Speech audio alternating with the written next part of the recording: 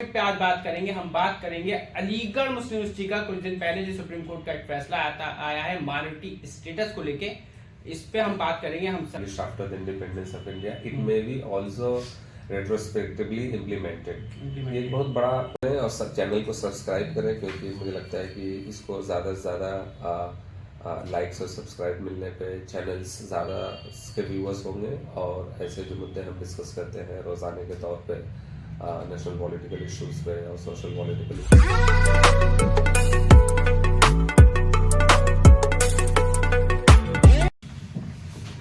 सत श्री अकाल, आदाब, अस्सलाम वालेकुम। मैं नॉन सोशल एक्टिविस्ट एक और टॉक शो लेके हाजिर हूँ। जैसे कि आप देखते हैं अलीगढ़ के बाहर के फेमस पर्सनालिटीज को अपने टॉक शो में बुलाते हैं और आज हम बात कर रहे हैं। ये टॉक शो बहुत इंपॉर्टेंट है और जाइए कहीं मत।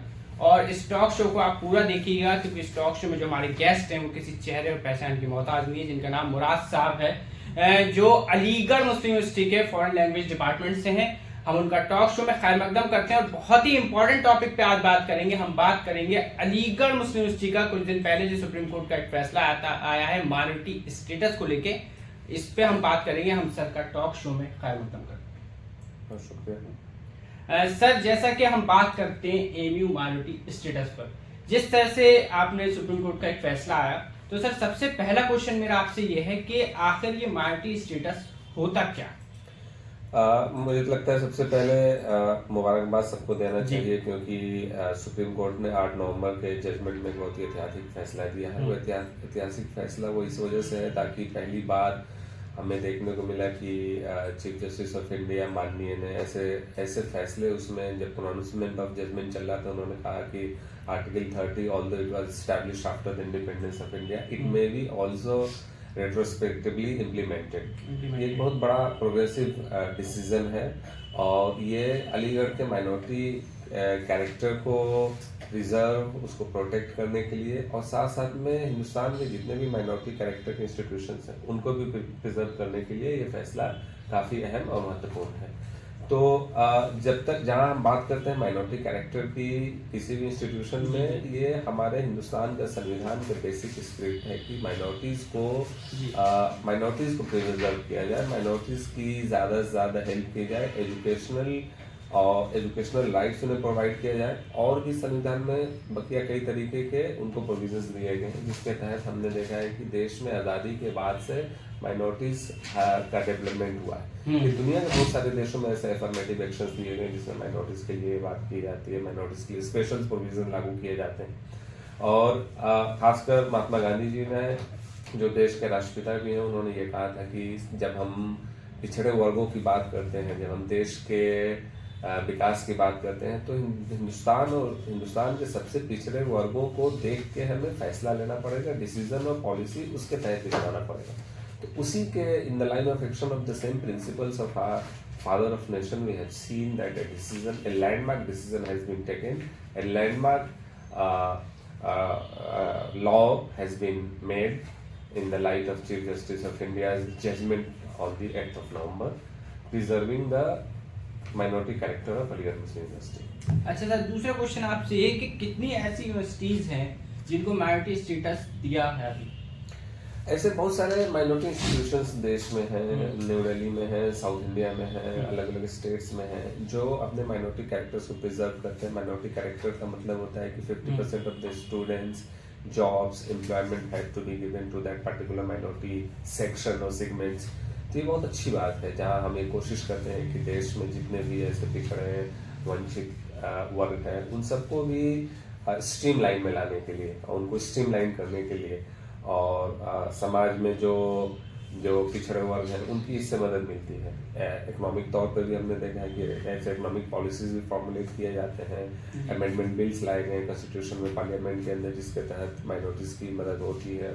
और ये बहुत ही ये हिंदुस्तान के डेमोक्रेसी और सेकुलर कैरेक्टर को दर्शाता है ऐसे पॉलिसीज के बनाए जाने पे और ऐसे डेमोक्रेटिक वैल्यूज को मेंटेन किए जाने पे।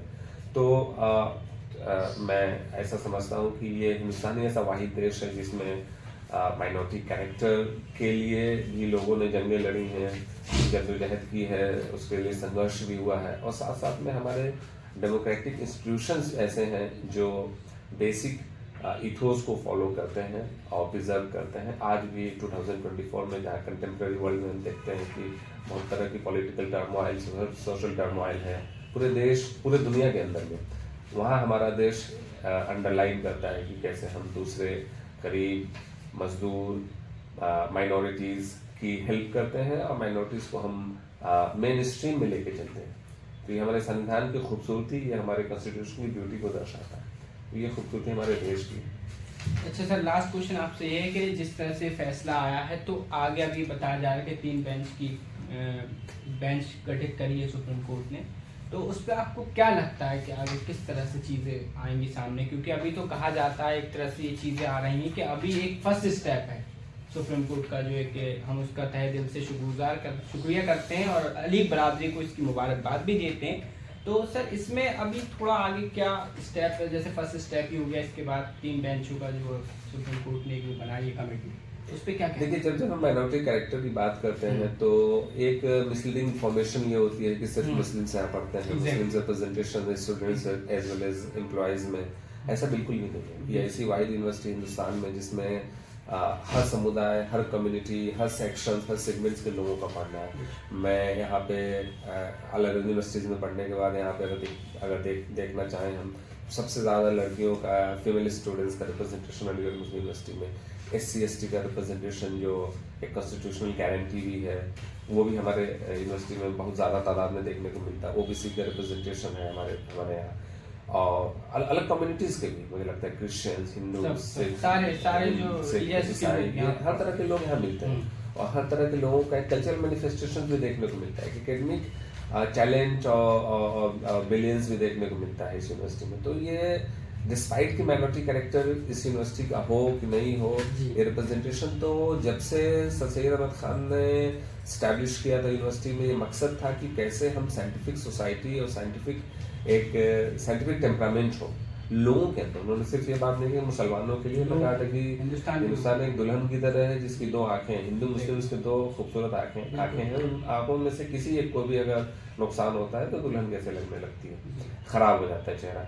वैसे उन्होंने हिंदू मुस्लिम एकता की शुरू से बात की थी 1875 में, जब मदरसा उलूम स्टैब्लिश किया 1877 में मोहम्मदन ओरिएंटल कॉलेज, और वही 1920 में यूनिवर्सिटी के एक्ट के तहत लाया था। तो पर्पस इन एमयू को स्टैब्लिश करने का था कि देश के अंदर एक साइंटिफिक टेम्परामेंट आए as far as the education is concern, क्योंकि आज़ादी के वक्त से देश एजुकेशन के मामले में काफ़ी पिछड़ा हो गया था।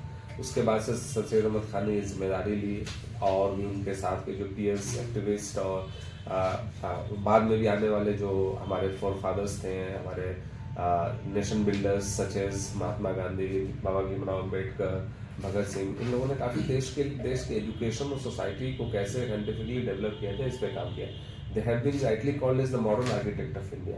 सर सैयद अहमद खान को भी एक मॉडर्न आर्किटेक्ट ऑफ इंडिया कहा जाता है इस देश में, और एक साइंटिफिक प्रिंसिपल्स को लेकर वो चलते थे। उन्होंने कभी भेदभाव नहीं किया था कि हिंदू वहाँ पढ़ेंगे कि मुसलमान यहाँ पढ़ेंगे। बिल्कुल सारे ये सर सैयद साहब ने मिड 18th सेंचुरी में कह दिया था। तो ये एक ब्यूटी है। और सर सैयद अहमद खान ने हमेशा एक देश के ओवरऑल डेवलपमेंट की बात की, नेशन बिल्डिंग की बात की, आज़ादी से पहले भी और आज़ादी के बाद भी देश का भविष्य क्या होगा, देश का विजन क्या होना चाहिए, उन्होंने इस चीज़ को रखा था।